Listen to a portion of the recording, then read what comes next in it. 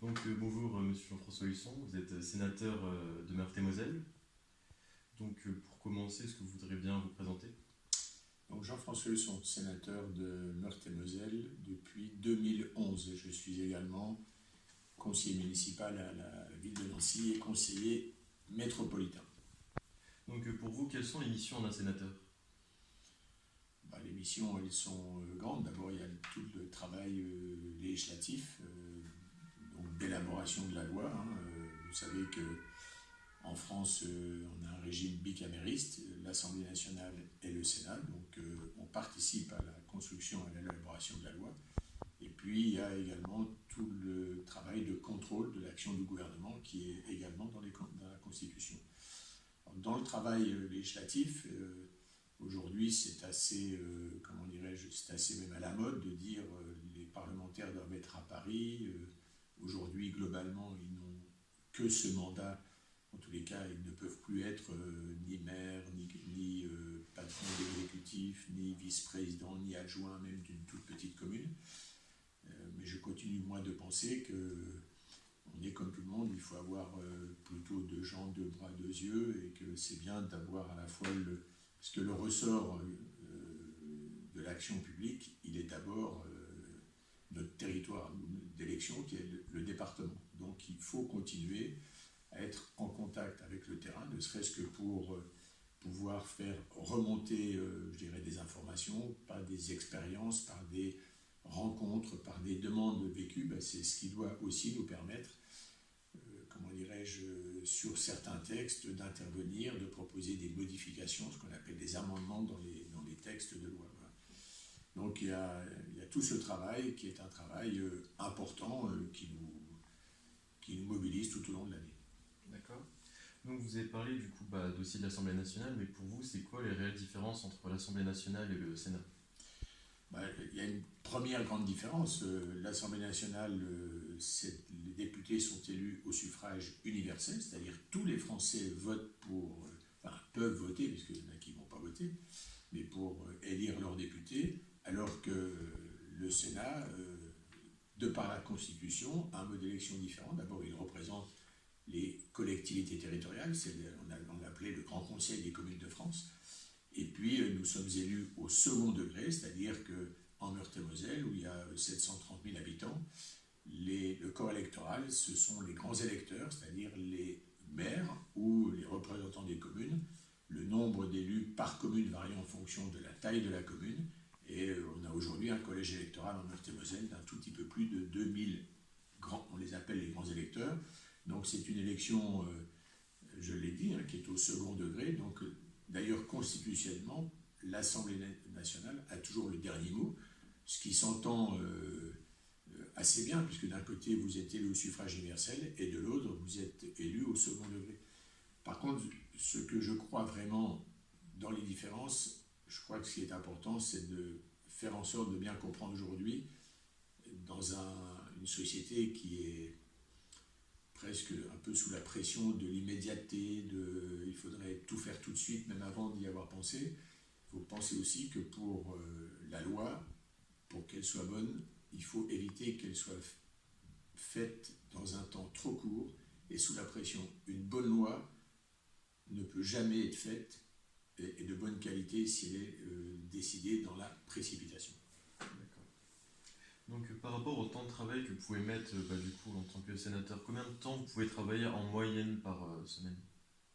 Vous savez, en général à 8 heures, je suis au bureau sur le terrain. Quand on est au Sénat, moi j'y suis dès 8 heures.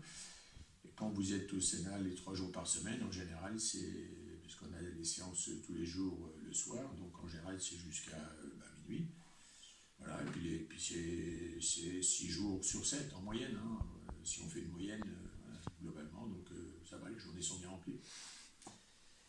Donc du coup, pour en venir un peu plus sur l'actualité, étant donné qu'il y a la crise des Gilets jaunes actuellement, qu'est-ce que vous pensez de cette crise? C'est une crise qui vient visiblement de loin, qui manifeste en tous les cas à l'origine des insatisfactions, voire des colères. Alors moi je pense que ça vient de loin, c'est-à-dire bien avant l'élection certainement du nouveau président 2017, mais elle vient aussi peut-être du fait qu'en 2017, finalement, on n'a pas eu la campagne présidentielle comme on les avait d'habitude. Voilà. Pour un certain nombre de raisons, entre des élus qui ont été finalement qualifiés mais qui ont eu du mal à faire campagne, pour les raisons qu'on sait, hein, et puis ce qui ne s'est jamais vu sous la Ve République, un président qui a fait irruption dans une forme de, si on regarde, c'est un peu comme au bowling, il y a eu un strike. Toutes les quilles sont tombées, quelle que soit la manière dont, je dirais, l'élection a été lancée. Donc c'était à la fois une surprise, pour certains une chance, pour d'autres une crainte. Et il s'est avéré que dans la foulée de cette élection, je pense qu'il y a eu des maladresses, des fautes, des erreurs, voilà, et que finalement ce à quoi les problèmes, les questions auxquelles on n'a pas répondu dans cette élection, mais je le redis aussi, même avant, à un moment donné, ça a fini par un petit peu comme dans la marmite, quoi. Vous avez un moment où ça chauffe, puis voilà, ça déborde. Donc il y a un sujet. Alors après, la complexité aujourd'hui du mouvement, c'est que visiblement, par rapport au temps initial, je pense que les organisateurs, encore que c'est difficile de parler d'organisateurs, puisque c'est un mouvement en fait de protestation, de contestation et de colère, mais qui a du mal à être parfaitement organisé, puisque c'est une forme d'anarchie collective où les porte-paroles ne sont jamais reconnus par la totalité du mouvement. Donc, de ce fait-là, il est difficile, je dirais, d'entrer en négociation, puisque dès que vous êtes un des leaders et qu'on vous propose de vous rencontrer, vous avez l'essentiel, enfin, vous avez une partie des gens qui se revendiquent gilets jaunes qui contestent la représentativité. Donc, on l'a vu, c'est l'impossibilité pour certains d'aller au rendez-vous au début proposé par le Premier ministre. Voilà. Donc il y a quand même une difficulté parce que dans une démocratie, pour avancer, il faut aussi pouvoir à un moment rencontrer ceux qui portent en tous les cas le mécontentement, la colère, la contestation pour chercher des issues et des voies de sortie. Là c'est différent, donc mais je pense aussi que finalement, ces difficultés, elles sont un écho de ce qu'on perçoit un peu partout dans le monde et en Europe. Donc des montées de colère qui s'alimentent de différents sujets et de problèmes qui ont des explications et des sources qui ne sont pas toutes identiques. Voilà, on sent bien la question des courants des flux migratoires, la question de l'emploi, la question du niveau de vie, la question du pouvoir d'achat. Il y a beaucoup de choses. Et la question de la justice, de l'égalité, de l'équité, ça fait de l'écologie. Vous voyez, vous avez beaucoup de questions qui finalement traversent, parce qu'on le voit, hein, quand je parle d'écologie, de pouvoir d'achat, il ne faut juste pas oublier que c'est globalement l'accélération voulue par le gouvernement d'Édouard Philippe et le président de la République de la taxe carbone qui a mis le feu aux poudres. Donc, du coup, est-ce que vous comptez vous présenter aux prochaines élections sénatoriales ? Comme c'est beaucoup trop tôt, là, vous savez, j'ai été réélu en 2017, donc on va déjà bien faire le boulot. Enfin, en tous les cas, moi, je m'applique dans mes mandats, j'ai toujours souhaité m'appliquer à remplir la fonction. Il se trouve que quand j'ai été élu la première fois, pour être élu, j'étais parti tout seul dans ma famille politique, donc j'étais sorti du rang, ce qu'on appelle parfois dissident. La seconde fois, j'ai proposé, y compris à mon compétiteur qui est un ami, qui était d'ailleurs un ami avant, hein, c'est pas, nous là on fait liste commune et finalement on a bien fait puisque ça démontre que dans les deux cas on gagne et là on a encore mieux gagné parce qu'on l'a joué en équipe collectivement. D'accord. Donc pour revenir aussi un peu sur les gilets jaunes un peu plus largement, qu'est-ce que vous pensez des personnalités politiques qui essayent de s'approprier ce mouvement, comme par exemple je vais citer M. Mélenchon ou Mme Le Pen? Bon, c'est des postures habituelles. Voilà. Donc comme je ne partage pas la vision ni de la société, ni des manières de faire, je crois qu'il faut passer à autre chose. Voilà, donc il faut écouter, il faut essayer de proposer des solutions, parce que ce qui compte aujourd'hui, j'ai l'habitude de le dire, c'est qu'il faut faire France ensemble. Donc il faut quand même, après avoir écouté, essayer de faire en sorte de répondre à un certain nombre de questions et d'enjeux, de défis qu'on doit relever. Mais ces défis, ils doivent être portés par toutes celles et tous ceux qui veulent vraiment le redressement de la France, parce que la situation est préoccupante aujourd'hui en matière d'endettement, en matière de fiscalité, en matière d'emploi, en matière d'environnement, d'écologie. On a beaucoup de sujets. Mais on ne peut sortir qu'en se mettant aussi un moment autour de la table. Et moi, je constate que très souvent, que ce soit Marine Le Pen ou Jean-Luc Mélenchon, sont plutôt dans la contestation permanente que dans la recherche effective de solutions.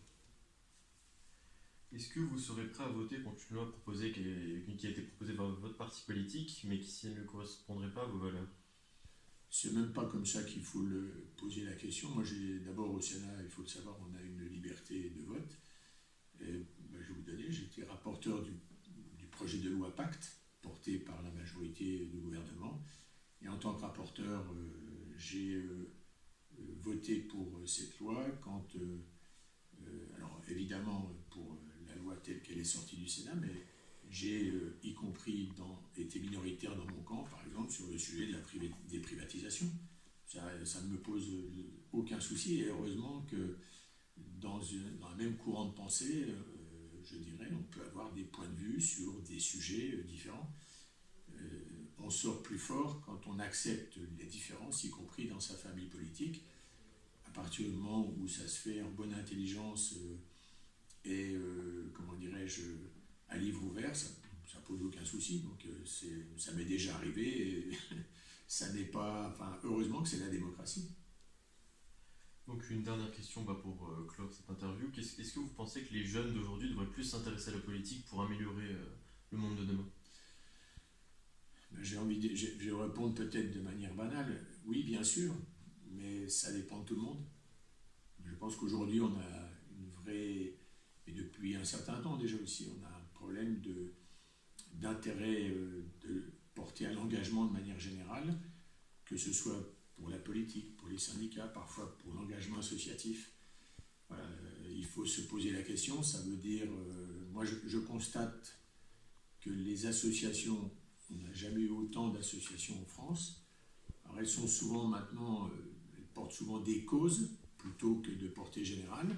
Il n'y a qu'à voir tout ce qui se passe en ce moment et regardez, il y a des belles choses qui sont en train de se faire. Ce qui est en train de se passer plutôt avec des lycéens et des jeunes autour de l'engagement sur le climat, l'énergie, l'environnement, c'est finalement des causes qui nous tirent vers le haut, c'est des enjeux planétaires. Et puis, je pense, en tout cas c'est ce que j'en retiens, que les jeunes ont envie de nous tirer par le bras, par la manche, pour dire il faut être plus attentif, il faut aller plus vite. Et ça, je crois que c'est intéressant. Alors la difficulté, c'est même un beau signe d'espoir. La difficulté, c'est comment faire de la politique, être jeune et faire de la politique. Et je pense qu'il faut continuer de réfléchir parce que, d'abord, je pense que le temps de l'engagement politique va changer.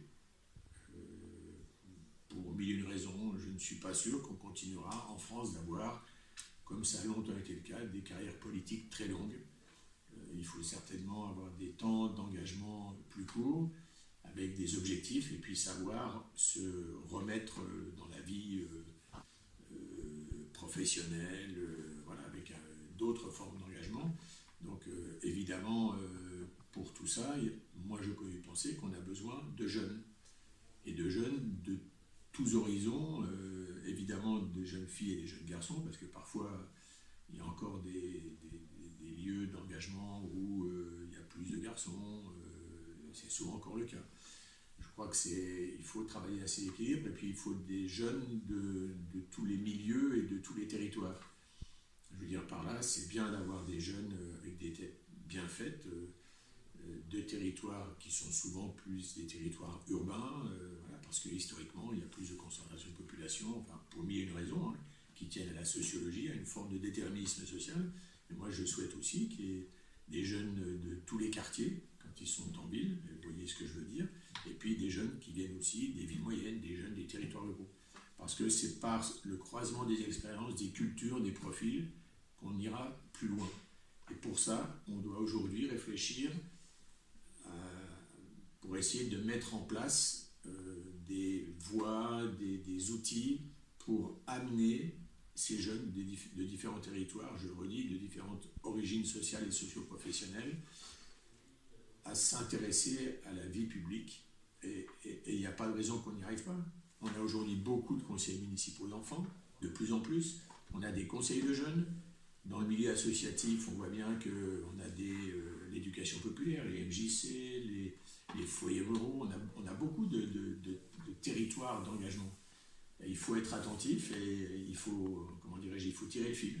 Et pour terminer par une petite note clin d'œil, mais vous m'en donnez l'occasion, lorsque nous avons présenté nos vœux, nous, à Champignol, aux élus du sud du département, les 3 sénateurs de notre liste Notre de l'avenir, nous avons donné la parole en premier à un jeune qui a été maire du conseil municipal d'enfants, qui a 14 ans maintenant.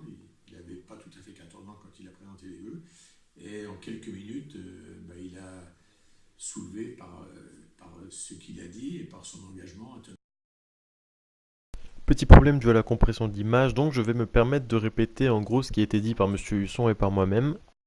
Monsieur le sénateur a donc dit que le jeune de 14 ans, lors de son discours, a soulevé un tonnerre d'applaudissements. Qu'en plus de ça, il faut que les personnes apprennent à aller au-delà de leur cercle de réflexion. Il faut casser les codes pour permettre aux jeunes de s'engager. Je tiens à remercier M. Husson pour sa sympathie et d'avoir accepté de nous accueillir à sa permanence. Je tiens aussi à remercier ses 2 collaborateurs parlementaires qui nous ont offert un très bon accueil. En tout cas, n'hésitez pas à me suivre sur Facebook. J'ai aussi créé une cagnotte Tipeee, donc n'hésitez pas à faire un petit don, ça peut toujours faire plaisir, ça peut m'aider pour mes prochaines interviews. C'est donc la fin de la vidéo, j'espère que ça vous aura plu. N'hésitez pas à vous abonner ou à partager ou même lâcher un like si ça vous a plu. En tout cas, je vous dis à la prochaine, salut tout le monde!